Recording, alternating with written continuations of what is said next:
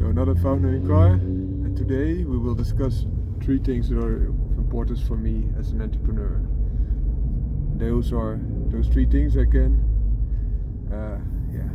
place under the 3 P's. One is passion is key. So if you're passionate about something, even if it does not pay that much, you will find pleasure. And by finding pleasure, you will become better. So you will have more quality in your work and people will offer you a lot more work. So both quality and quantity will increase. The second P is place persons above restrictions. So for example, if you only have a limited amount of time that you can offer persons, because it's your quota to be using on that person. I understand, but if you make people feel like a person, a genuine person, instead of just being a number, you will gain enormously, tremendously. That should always be your focus point. That way you also make an impact. You make a completely different impact than when you treat a person as a number. So even though efficiency and timing are important aspects, they are not as important as persons are. So that's the second P. And then the third P would be pick your clients. And what do I entail here? That if there are certain type of clients that look at my little party maker, a bit more inside there. So if you pick persons and clients that really fit with your personality, your view, your business sense, you will feel more passion. And why is that? If you pick clients that are not in line with your own morals, in line with your own vision, you will decrease your pleasure, because every time you have to deal with them, you will get frustrated, you will get irritated, you will get into conflicts, because you are from different type of worlds. There's so much room between the two of you. And if that is in the case of growth, there's nothing wrong with that, because you can help people grow. But if those persons, those clients, are from different morals, which will not change, I would really recommend not picking them as a client. Just say, I think we have different viewpoints on this matter, and I don't see us working together in an optimal way. Therefore, I would rather work with another client. Could be as simple as that, huh? And then you will keep your passion high. You will be known for your personal touch, and you will keep your stress levels, frustration, conflicts, etc. as low as possible. Founder in car, out. So good morning, another founder in car, and today we will discuss how you can keep firm in a demanding world. So demanding world could be that it's pushing you down, or it's very demanding, as the word says, that it takes a lot of stress and strain to just move forward. The important thing is that you understand why things are happening. So for example, that now everything is getting worse and worse. For me, I know this is prophetized in the Bible, and also I know that this will not last. So I know it will get better, because God, and I believe in God, believes the belief that God gives us, this will not be will not last, but it just will be a temporary thing will help you through. And God also promises us, and I've also believed that He will make it better, and in the end it even becomes a paradise. So if you have that, and even that period, which can be years and years of suffering, so to say, or strain, whatever you want to call it, still limited in scope, because you can see the wider picture. And that brings me also to the second point. Don't think that you're the only one that is dealing with these problems, because you're not. I'm driving now the Suzuki Swift Sport Hybrid. If you try to fit which of the cars I'm driving currently, but because it is not only affecting you, it's a global or at least a regional thing, and oftentimes many people on this beautiful blue globe are suffering similar fate, strains, have similar hurdles to take. And if you see it like that, you don't take everything personal, and you're not going to weep in a corner and say, okay, this is all happening to me. Why is it happening to me? Why? You already know, because as I mentioned. And the second thing is, if you see the bigger picture, you also don't take this personal. You see that everyone needs to navigate this troublesome time. And by doing so, instead of just going into the ego mode, yeah, me, and only me, and securing you, you will go into a mode of how to survive and how to cope with this as humanity. Because almost the entirety of humanity is suffering, and of course some people are extremely rich and they suffer little to none, but even rich people, they might suffer. And why is that? You might think, okay, they have everything what they need, they don't have this economic strain, and you might be right, but they might have a different strain, that they in their family someone becomes ill, or they cannot cope with the richness that they have, and they have developed an expensive drug habit, or whatever. They can also have relationship troubles. They might not be able to mitigate between the important things in life, such as, for example, family, and they put work over family all the time. Or they worry enormously because they are afraid that the things that they have and other people are lacking or will be taken away from them. So also rich people, it's such a beautiful sunrise. Try to get a glimpse of that.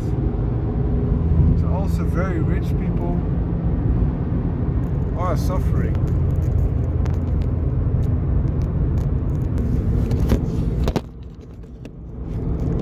So by knowing that, you will see the problem, but the problem is not the world. The problem is not your world. It's a speck on your world, and it might be a very irritating speck, but it's not only hitting you. It's not that your entire world is darkness. And that's an important thing. If you see things in perspective, you will understand. If you are suffering very hard, but you know that someone in a different third world country is not even able to feed himself with one meal or one drink that day, you put things into perspective. And you know what you are experiencing is very troublesome, but you also know that you're not the only one. And there are many things that could happen to you that are perhaps not happening to you. And you can be grateful that you don't have those things happening to you at that moment. Another thing is that you need to cherish the things that are not going bad. So for example, now I'm driving to my work. I'm sitting in a nice car, in my opinion. It's just a Junior Hothead, but I like it and I really enjoy it, and I enjoy the ride, and I do so. And by actively thinking that through, you will be fed again instead of only drained. Things taken away from you in your mental state, you will also put mental resistance, joy, good memories back into your mind. So those are 3 things I already mentioned. So to summarize, know why things are happening, and for me, believing that God, His name is Jehovah or Yahweh, will take care of this and will make everything better. So He knows the suffering and He will help us, and it will not last, it will become better. Second thing is perspective, a bigger picture, that you're not the only one. Third thing would be take joy even from little things in life. It could be your family, it could be your pet that is amusing you, a nice sunset or sunrise as I just showed you, or a nice flower, or whatever, a nice ride, enjoying the things that do go well and really taking notion of them. And the fourth thing is know where your roots are. And this can be the good childhood memories that you have that lay the foundation of the person that you are now. So if things are going wrong, you can visualize those things from your youth. You can drain the negativity and also get strength from your roots up. The same thing with your ancestors, your granddad, grandmother, if you have the pleasure of knowing them, your father, your mother, those persons that played a role, a big role. You remember what they did and think about their strength, and you feel that strength also then coming back into you. You are the product of them, also the product of your own being, of course, and you can also get strength from that. But an additional source of strength is thinking about your ancestors. I'm not saying that you should worship them, because that's wrong in my opinion. And why is it wrong? Because God tells us that it's wrong. So it's not about what you are thinking or what I am thinking, but what God, who created us, thinks and says to us. So we should not worship other things than Him, so only God. So those are 4 things that are very, very important. A 5th thing that is important is if you do something, do it right. So either you don't do it or you do it, but when you do it right. Don't stop when there is resistance, just finish it complete. Be a complete finisher. Bring home the bacon. Move. If you move with purpose. You move and you go there. You don't move to just be in emotion. You move to get from one point to the other point. And you get things done. Not partially done. Done. Finished. Finito. Next. And that's good, because in that way you don't get overclouded in your head, and you know once you start something you will make a success out of it. If you can help it, it will become a success. Even if you can't help it, you will try to make it a success. And that's a good way, a good attitude. Another thing is, things that molded you will also make you more resilient, more anti-fragile. And why is that? Even the good things I mentioned, bring back the good memories as I mentioned, also absorb them into your mind. Think about your past, your roots, can be experience that you had, but also your ancestors, but also the bad things in life can bring resistance, can form your attitude towards things. And I'm not there to keep remembering you about the bad things, but what I try to convey is this: bad things that you conquered, you're a conqueror. You dealt with that bad situation and you succeeded. Odds were stacked against you, but you succeeded. And therefore, because you succeeded then, you have a big chance of succeeding the next time, and the next time, and the next time. And every time that you succeed, you will become better, stronger, harder. It's like a sword. When they make a sword, they also temper the steel. And the tempering of the steel is there to make the steel harder, more resistant. So what they do is they hammer the steel, they heat the steel, so extreme heat, extreme cold, in water to cool it again, and over and over and over again. But the resulting steel is far stronger than untreated steel. So the molecules of steel are hammered closer and closer, stronger and stronger.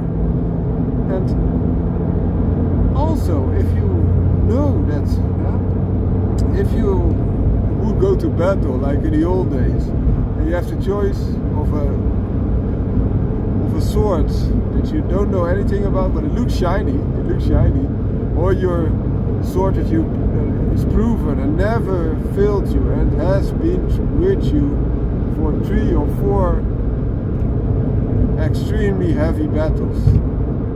What would you choose? I know what I would. So even if that proven sword is a little bit more damaged, dinged, or what have you, or might not be as sharp, I would sharpen that one instead of the shiny one that I don't know anything about. So either you should test the shiny thing and make sure that it's at least as strong as your trusted one, or you go with your trusted one. And I would recommend the latter, because also knowing that the sword has brought you through all those battles, even though if it was as good as the other one or similarly good, that's a good thing to start with. You also have all those memories then, and that's also in life. So those things can really help you out of a tight spot. If you have family, if you have friends that you can rely upon, that's also a good thing. You have a security net, people who love you, you feel the love, but also they might help you to cope with a different situation that you need to cope with. And oftentimes that can really help to make it extremely difficult if they are not there. And I know, because I lost my father and mother. Or make it doable. And it might still not be easy, but it does not need to be easy. If life gives you a big hurdle, this is also an opportunity. It's not only a hurdle, it's an opportunity to prove again and again what you're made of. And even if you're not made of that, you can become that. And why? Because you have attitude, you have this go-getter attitude, and you have belief. You don't only drain from your own power source, you believe and stand firm in God. And God promises you, even if you don't, in periods that are extreme, and that are hard to come by or impossible to come by, He will make you come by. And why? One, He will give you the power to manage things, to overcome or endure things. Sometimes He can take away the hardship, or even if you die, and He promises you that if you're loyal to Him, He will resurrect you in a paradise. What is there to lose? There is things to lose now, but there are also a lot of things to gain in the future. And loyalty to Him will get you through. So those are some of the things that really might help you, and I share them with you. And do with it what you like. I'm not saying that it's the same for you. I'm just telling you what works for me. And I am certain that a lot of these things that I mentioned will also work for you, if not all. Founder in car, out. So another founder in car. Today the topic is move with purpose. So I'm now sitting in traffic, and what you see oftentimes they have these blinkers set, and they don't move. They don't move because they are insecure. But when you move with a purpose, you're secure.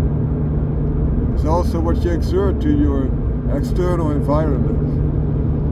So you look, also in traffic, is there a gap that I can fit into? Move the blinker, blip the blinker and move. And once you do that, you will get there. And also the environment understands he's not insecure, he's coming. I can do whatever I want, but he's coming. And that's a metaphor also for life. So if they know once you start moving, you will go and get to your direction, your environment will also react to that. They will see that you are secure, they see that you're dominant, they see that once you move, it's with a purpose. You move with a purpose and you move towards your goal. You're not there to move and be emotion, you're there to reach the goal. And you will only stop moving once you reach that goal. And that's a good attitude, a very good attitude. It also will mold your environment. So instead of resisting you in everything that you want to move, they know once you start moving, you only stop moving once you get there. So their resistance is futile. So there, because the resistance is futile once you get moving, they as well not give you that resistance, but just support your movement. And people that will still want to resist you, you just cut them out of your life. If you're moving with purity, loyalty, integrity, that's it. If you're moving towards a bad thing and you have family and friends trying to stop you from doing a bad thing, that's different. Big difference. But if you're moving for a good thing, a noble thing, you're moving from nobility and strength, then they should not halt you. And why do people try to halt you? Because you show them a mirror. You're doing what they are not. And oftentimes they are afraid to move, whereas you show courage. And by showing courage, you show that you're different than them. And they would rather have you the same as them, or even worse than them. But this is not the right type of people. You want people surrounding you that stimulate you, support you, help you, facilitate you, instead of try to resist you, try to halt you, try to tie you down, try to make your life miserable. That's not what you want. You want good things. You want good things for others, you will also offer them the same. You will be a mentor for people because you move from a place of power. Everything that you do comes from this place of power. And this is not only physical power. I think it should be balanced, like the Greek ones did. They have wisdom, so mental power, but also they were very athletic. And they said that those things should come together, go together. Not only wisdom in the mind, but also in the body. The strength of the body and strength of the mind are interchanging vessels. And also, remember this, if you're very good with your mind, and then you also take up a habit of walking, you will find out that you will become even better in your mind. So even time that you convey in doing something physical will make you better. Your body and what you do with it, for example, lifting weights or walking to nature, will give you a wider scope. It will also build resistance, not only mental resistance, but also physical resistance. Physical resistance will help you. Oftentimes the situation, also for your mental state, is not optimal. But if you're pressing your body to exert also physically, you know these hardships. And these hardships will build you physically, but also mentally. And oftentimes that mental resistance is even more important than the physical resistance. Because if you have physical resistance but no mental resistance, you will be easier pushover. Because you can always build upon your mental resistance, even if your body is failing you. Hope that jigsaw puzzle piece also fits in your mentality. So those are some lessons that I wanted to convey about the topic moving with purpose. Wishing you all the best. Founder out. Founder, and today we will discuss the source of power. So for me, two main things as a source of power. One is my belief in God, because He is so much stronger than we are, and He will help us if we are loyal to Him. He might not take the problems away, but He will make us endure it, and even when we die, He promises us a resurrection. So that's one. The second one is your roots. And this can be your familiar roots, but can also be places that have made you as a child, the experience that you had as a child, especially beneficial ones. But even the worst ones, because you know that you are standing here, even though that you experienced those things as a child. So you overcome problems. But especially the nice ones. And why are those nice ones so good? They will drain the cortisol levels. They will reduce the stress because you think about things that you like. You will feel protected as a child. Loved, nourished. Otherwise you would not have made it as the adult that you are today. But that's important as well.